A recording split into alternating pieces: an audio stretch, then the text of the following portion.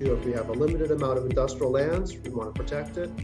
We want to industrial intensification where possible. We want to bring some lands that may have some challenges to market so that there's more supply. And then we want to have a coordinated response in terms of different municipalities. There's 22 municipalities in the regions, many different jurisdictions and agencies involved. In the region, we have about 11,500 hectares of lands that are industrial or have industrial capacity.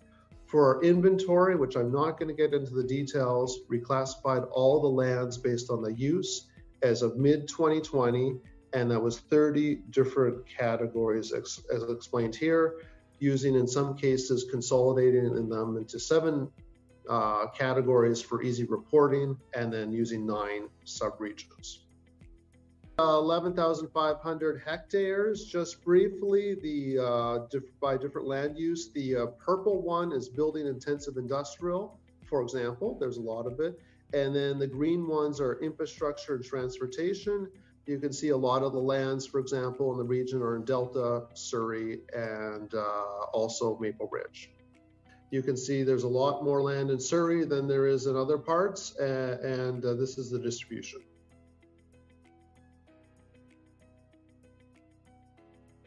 So what we mean by industrial utilization, I have 2 ways to define this. So one is intensity or intensification, like the amount of activity, number of jobs, amount of value added or processing or truck deliveries.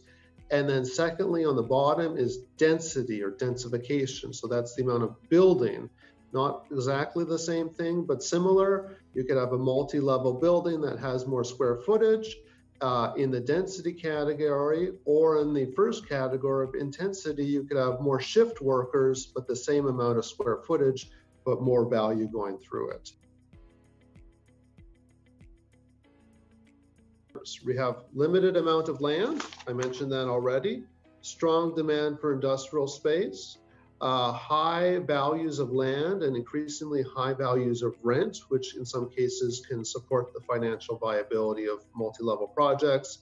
Businesses for their employees wanting urban locations in some cases, and then also accommodating new types of industrial uses.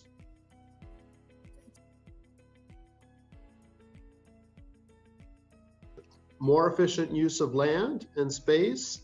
More capacity and space for businesses to grow and associated employment. In some cases, putting together businesses closer to each other, so there can be some efficiencies, and also helping to support an efficient transportation system.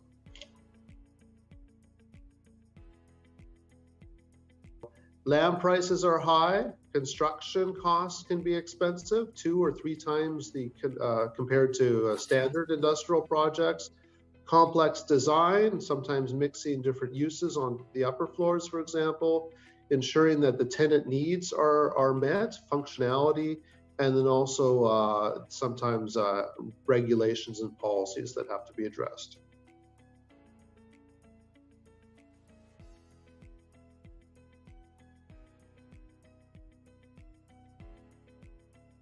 So in some cases, it's regulations, removing building height limits or changing those, reviewing those, floor area ratio limits, making sure that the parking requirements are appropriate, making sure the development fits into the context. Also recognizing there's different and new types of industrial that aren't sometimes identified or described in old zoning bylaws. Allowing in some cases a mixture of uses while keeping the ground floor industrial, potentially having office above it in certain select locations, and then also perhaps focusing efforts to encourage industrial intensification at specific parts of a city.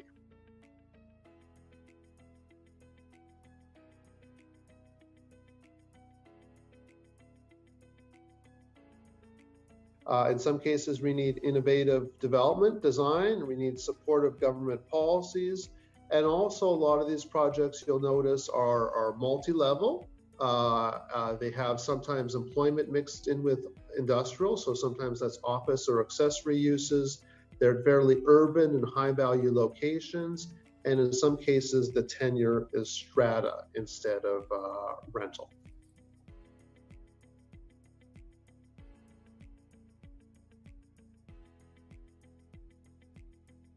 right now, the traditional strata warehouse is this front mezzanine and then back loading kind of model here. Can you see this? And then so right now what we have presented and what Eric has said as well though is the new model is this multi-level industrial program here. This is our Richmond project right now. So this one looks like a multi-level industrial warehouse though, but this is actually closer to the traditional format. The government subsidized about $200 billion into the economy during this time though. What can people expect though? So then we all talk about this inflation that's happening, but if you look on Statistics Canada's website though, it only shows about 1.1% inflation that's happening. So as you can see here though, the commercial outpaces the residential here. And then as you can see here, the office vacancy for 2020 has increased to 6.2%. The mall and retail vacancy has increased to 5.7%. But however, though, industrial vacancy has decreased to 1.1%. Industrial properties, though, industrial rezoning only seems to go one way, in which case it seems like industrial land only ever gets rezoned into commercial or residential mixed-use properties, though. It never seems to go the other way around.